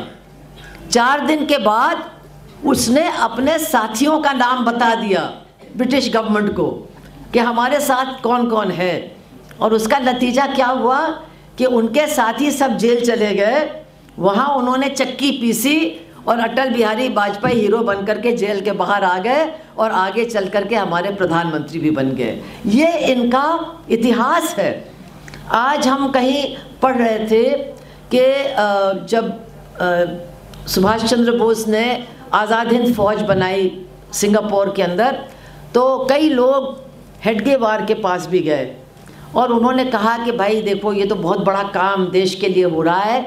उन्होंने कहा अरे ये सब लोग पागल हैं, जो अंग्रेज़ के ख़िलाफ़ लड़ते हैं वो सब पागल हैं, सब पागल हैं, अंग्रेज़ों के ख़िलाफ़ लड़ना पागलपन है। हमको तो जो 3 दुश्मन मैंने बताए, मुसलमान, ईसाई और कम्युनिस्ट, इनके ख़िलाफ़ लड़ना है, अंग्रेज़ों के ख़िलाफ़ लड़ने की कोई हमको ज़रूरत नहीं है।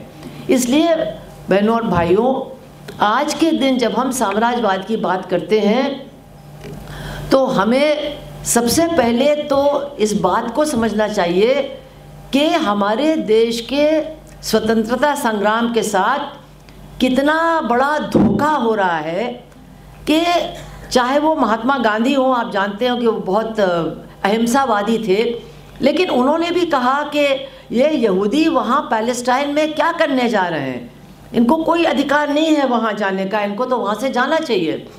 और उसके बाद हमारे देश की आज़ादी के बाद हमारी सरकार ने लगातार फ़िलिस्तीन की जनता का साथ दिया, फ़िलिस्तीन की जनता की आवाज़ को उठाया और हमेशा ये कहा कि उनको अपने देश में रहने और जीने का पूरा अधिकार है, किसी को बाहर से उनके देश में जाकर के घुसने का कोई अधिकार नहीं है।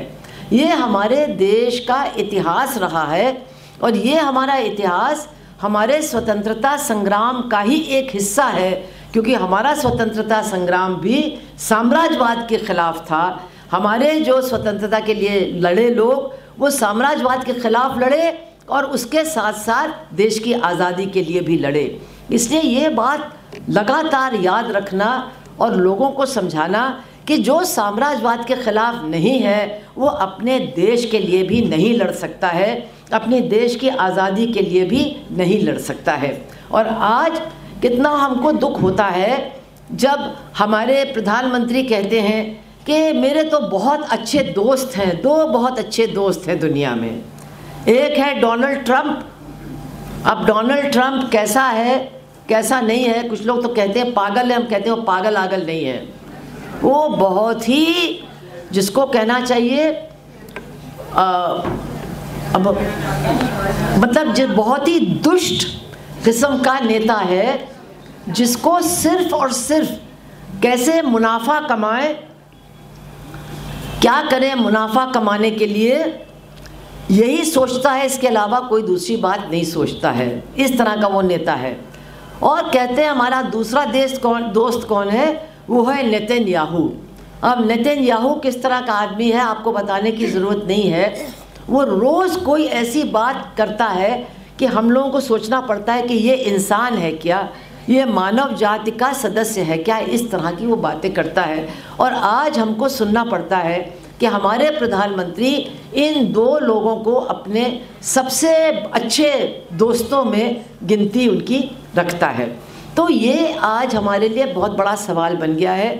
पूरी दुनिया के लोग, जो जनता है, वो ये अब समझने लगी है कि अगर किसी के बारे में भी हमको फैसला करना है, किसी नेता के बारे में, किसी पार्टी के बारे में, किसी सरकार के बारे में अगर हमको फैसला करना है तो हमको फैसला साम्राज्यवाद को संदर्भ में रख करके करना होगा कि इस नेता का, इस देश का, इस सरकार का साम्राज्यवाद के साथ क्या रिश्ता है, क्या संबंध है, उसको समझने के बाद ही हम उसके बारे में अपना फैसला सही कर पाएंगे, नहीं तो हमारा फैसला सही नहीं होगा।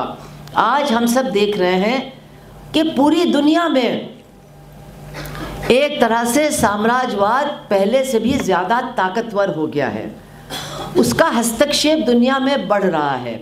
इसका मतलब ये नहीं है कि उसके खिलाफ जनता और जनता की लड़ाई कमज़ोर हुई है, जनता लड़ रही है और कई जगह परिवर्तन भी हो रहे हैं, लेकिन फ़िलहाल साम्राज्यवाद की ताकतें आगे बढ़ रही हैं और मजबूत हो रही हैं। अगर हम देखें कि लैटिन अमेरिका के अंदर वो क्यूबा का बिल्कुल गला घोंट रही हैं।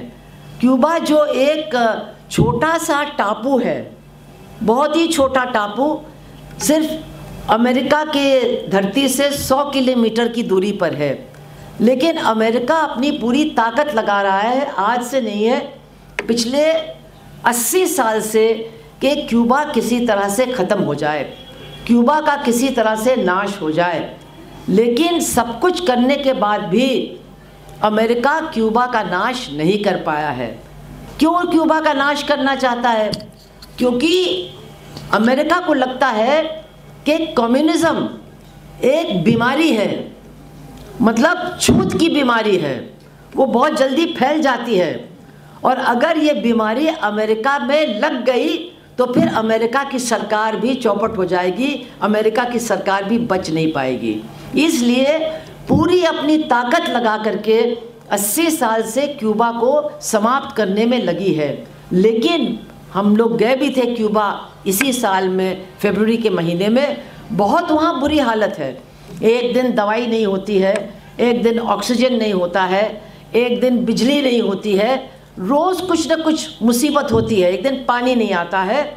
लेकिन एक टीचर ने हमको बताया कि उसने बच्चों से पूछा कि क्या क्या परेशानी है। उन्होंने बताया ये परेशानी वो परेशानी, हमको भी विदेश जाना पड़ेगा काम करने के लिए।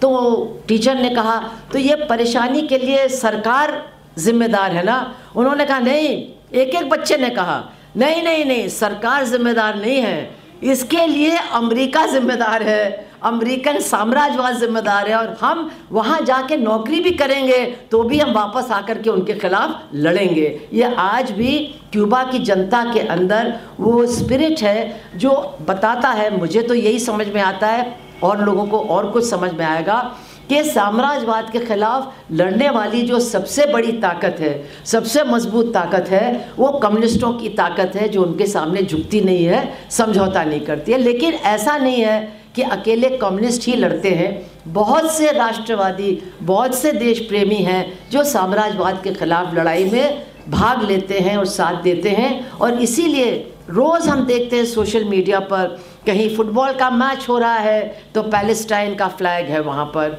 कहीं पर कोई रॉक कॉन्सर्ट हो रहा है तो वहाँ पर जो गाने वाले हैं वो पैलेस्टाइन का फ्लैग लगाते हैं।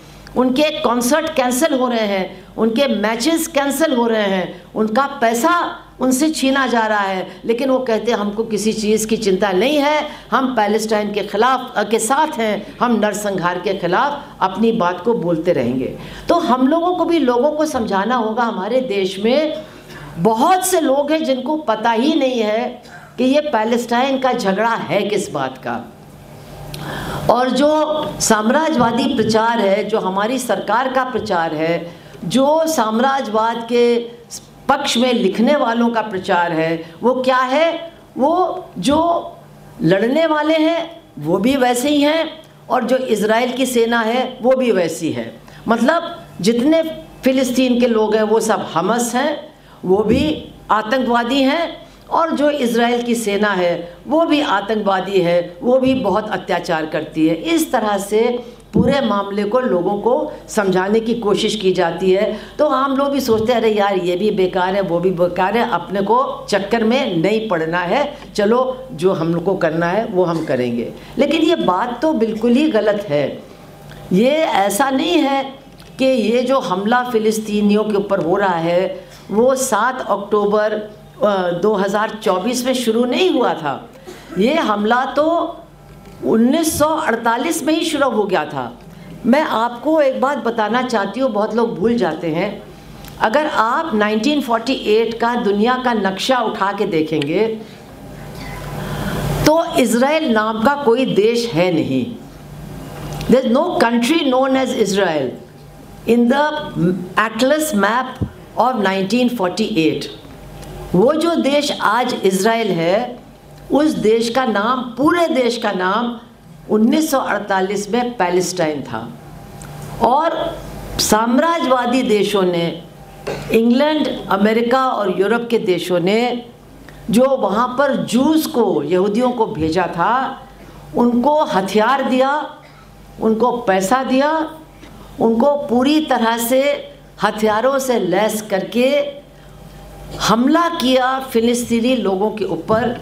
उनको उनके घरों से निकाला, उनके खेतों से निकाला, उनको मार डाला और उनसे कहा गया अब ये तुम्हारा देश नहीं है, अब ये हमारा देश है। तो आप सोच सकते हैं कि मान लीजिए आज आप अपने घर में सो रही हैं और कोई रात में खटखटाता और कहता है कि ये तुम्हारा घर नहीं है, तुम इसको छोड़ो, ये तो मेरा घर है। कहिए आपको तो मैंने कभी देखा नहीं, कहाँ से आए हैं आप? कहले नहीं नहीं नहीं, मेरा घर वैसे नहीं है, मेरे जो बाप दादा थे 3000 साल पहले वो यहाँ रहते थे, इसलिए हम इस घर पर कब्ज़ा करने आए हैं। तो ये जो बातें आज बताई जा रही हैं ये बिल्कुल झूठी बातें हैं। ये केवल एक प्रचार करके फ़िलिस्तीन का जो आज से नहीं, नरसंहार, जेनोसाइड 1948 में शुरू हुआ था, उसको जस्टिफाई करने के लिए, उसको सही ठहराने के लिए ये झूठी बातें बार बार दोहराई जाती हैं। और आज मैं आपसे कहना चाहती हूँ जो भाषा का इस्तेमाल हो रहा है हमको इसको भी समझना होगा। और भाषा और शब्द बहुत बहुत अहम हो गए हैं। अगर आप देखें तो साम्राज्यवादी और उनके जो अलग अलग एजेंसीज़ हैं जैसे वर्ल्ड बैंक, ये बहुत सारे शब्द बहुत अच्छे बनाते हैं शोषण की सच्चाई को छिपाने के लिए, और इन्होंने बहुत सारे हमारे शब्द भी हमसे छीन लिए हैं। लिबरेशन, इमेंसिपेशन, मुक्ति, ये जो हमारे और हमारे आंदोलन के शब्द हैं ये भी उन्होंने चुराया है अपने चेहरे पर मुखौटा लटकाने के लिए, कि जैसे कि वो दुनिया की जनता का विकास कर रहे हैं। और आज जो शब्द इस्तेमाल हो रहे हैं, मैंने एक कागज़ है उधर, हाँ हाँ,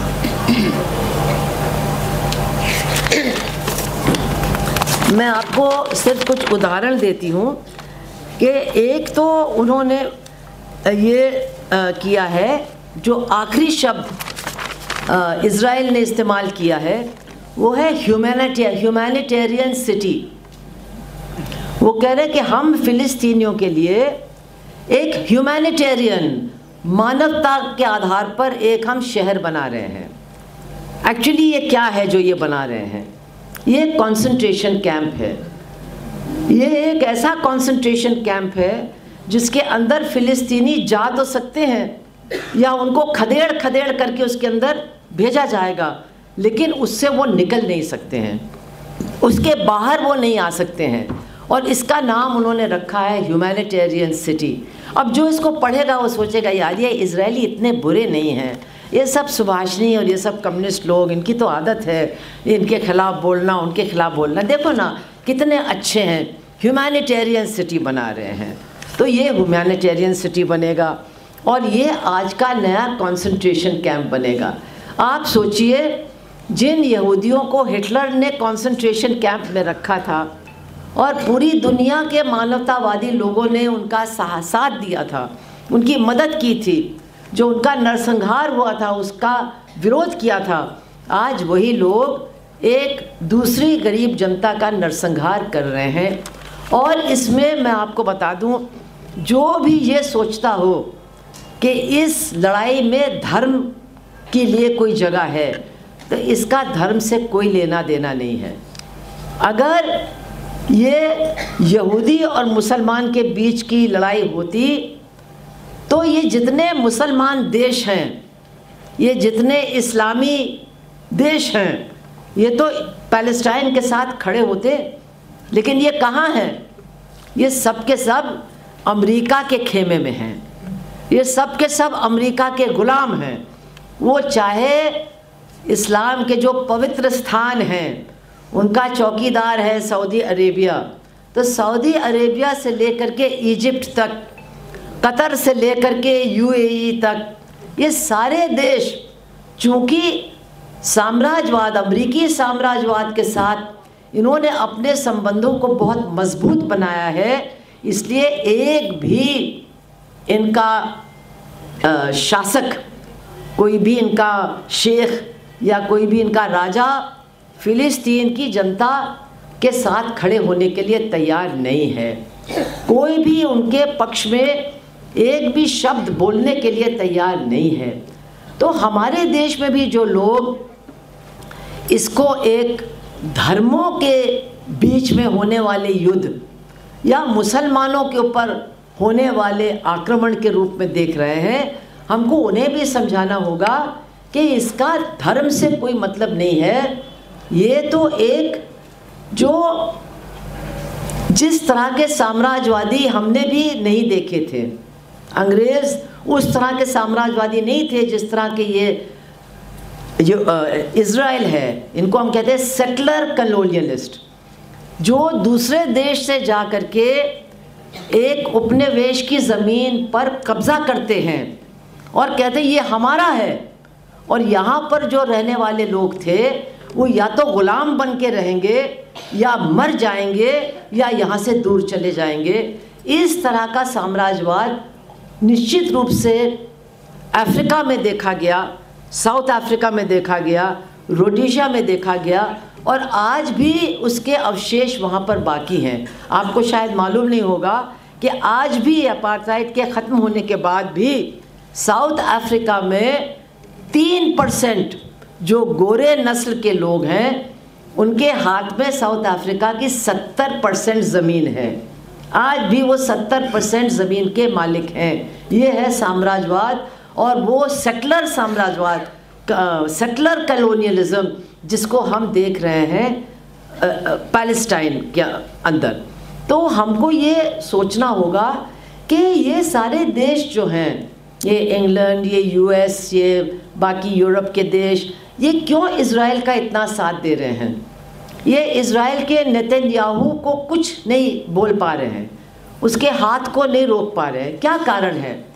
तो कुछ लोग बताते हैं कि जो ज़ायनिस्ट लॉबी है, जिनके हाथ में वित्तीय यानी जो फाइनेंस कैपिटल है, फाइनेंशियल वर्ल्ड में उनका बहुत बड़ा स्थान है, तो कुछ लोगों का ये मानना है कि चूँकि ये जो यहूदी वित्तीय पूंजीपति हैं, ये अमेरिका के सारे जो नेता हैं उनके चुनाव के लिए पैसा देते हैं, उनको फाइनेंस करते हैं, वो चाहे रिपब्लिकन हो चाहे वो डेमोक्रेटिक हो, इसलिए वो लोग इज़राइल के ख़िलाफ़ बोल नहीं सकते। तो ये सच है, लेकिन ये पूरा सच नहीं है। इज़राइल बनाया क्यों गया था? इज़राइल को इन साम्राज्यवादी देशों ने बनाया क्यों? उन्होंने बनाया ताकि उनका एक अड्डा मिडल ईस्ट के अंदर स्थापित हो। मिडल ईस्ट के तेल पर नियंत्रण करने के लिए इज़राइल उनकी सैनिक चौकी है, उनका अड्डा है जो वहाँ पर उनके हितों की रक्षा करता है। और आज एक नई बात शुरू हो गई है। मुझे नहीं मालूम आप लोग देश में बाकी जगह क्या क्या हो रहा है उसको देख रहे हो कि नहीं, लेकिन आज दुनिया में बहुत सारा प्रॉफिट जो हो रहा है वो प्रॉपर्टी से हो रहा है, लैंड से हो रहा है, और ज़मीन को रिजॉर्ट बनाना आज एक बहुत बड़ा मुनाफाखोरी का कारण बन गया है। तो आप सोचिए कि साम्राज्यवाद इतना अमानवीय हो गया है कि वो जो गाज़ा की पट्टी है, जो समंदर के किनारे है, उससे फ़िलिस्तीनियों से हमको फ़िलिस्तीन की जनता के साथ खड़े होने से रोक रही है। ये कितना बड़ा अन्याय हमारे देश में हो रहा है। इसलिए मैं फिर कहूँगी कि आप लोगों को यही समझाइए, आपको बीजेपी के ख़िलाफ़ नहीं बोलना है, आपको मनुवादी हिंदुत्व के ख़िलाफ़ नहीं बोलना है, वो तो बाद में बोलिएगा, लेकिन एक बात आप ज़रूर बोलिए कि जो साम्राज्यवाद के ख़िलाफ़ नहीं लड़ता, जो साम्राज्यवाद का साथ देता है, वो अपने देश के लिए भी नहीं लड़ सकता है, वो अपने देश की आज़ादी को कभी नहीं बचा सकता है, वो अपने देश के साथ सच्चा प्रेम कभी नहीं कर सकता है। और इसी में हम कैप्टन लक्ष्मी और जो तमाम हमारे देशभक्त थे उनको याद करते हैं कि इनके लिए देशभक्ति और साम्राज्यवाद के ख़िलाफ़ लड़ना ये दो अलग अलग चीज़ नहीं थे, ये एक ही लड़ाई थी, एक साथ जुड़ी हुई लड़ाई थी, और उन्होंने इसको एक साथ लड़ने का काम किया। और इसीलिए जब देश आज़ाद हुआ तो उनकी लड़ाई नहीं ख़त्म हुई। जब देश आज़ाद हुआ तो उनकी लड़ाई नहीं ख़त्म हुई, क्योंकि और दुनिया के देश भी गुलाम थे और हमारे देश को भी फिर से गुलाम बनने का खतरा उसका हमेशा सामना करना पड़ा, उस वक्त भी और आज भी। इसलिए जो सच्चा देशभक्त होता है उसके लिए आज़ादी की लड़ाई कभी ख़त्म नहीं होगी जब तक कि इस देश में साम्राज्यवाद समाप्त नहीं होगा।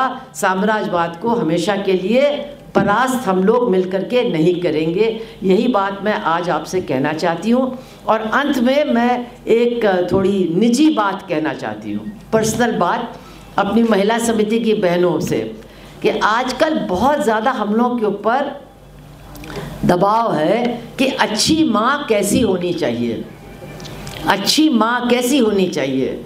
जिसको अपने बच्चों के बारे में बहुत ज़्यादा चिंता है, बहुत ज़्यादा उनका होमवर्क देखती है, क्या उनको खाना है इसके पीछे पागल रहती है, कैसा कपड़ा उसको पहनाना है इसके पीछे दीवानी होती है, उसने क्या पहना है, उसने क्या खाया है, उसके टिफ़िन के अंदर क्या है, इसमें बहुत ज़्यादा दिलचस्पी होनी चाहिए।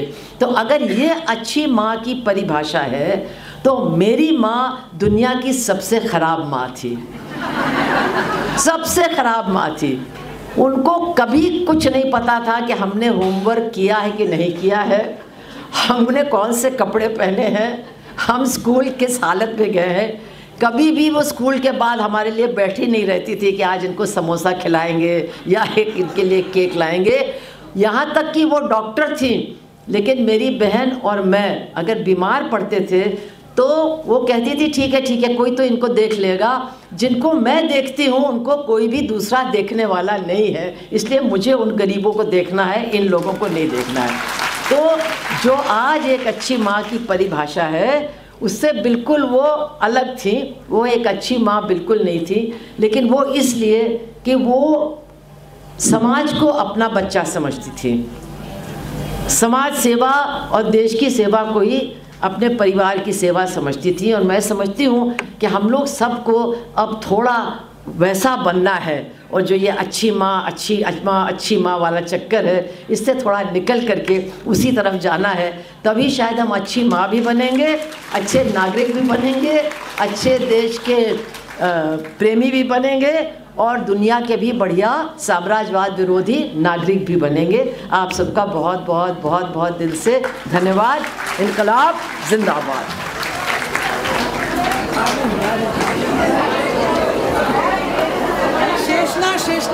এই যে এখন শেষ নাই, আপনারা একটু বসুন, একটা ছোট পিকচার দেখানো হবে প্যালেস্তাইনের উপরে, একটু কিছুটা অংশ দেখানো হবে সাম্রাজ্যবাদ বিরোধী দিবসে। একটু বসুন, 10 মিনিট বসে যান। আমরা আমাদের রাজ্য কমিটির পক্ষ থেকে আমাদের শ্রদ্ধেয় সর্বভারতীয় নেত্রী তথা প্রাক্তন সাংসদ আমরা সুভাষিনী আলীদিকে আমরা অভিনন্দন জানাচ্ছি তার অমূল্যবান বক্তব্যের জন্য। আমরা ওনার কথা পালন করার চেষ্টা করব।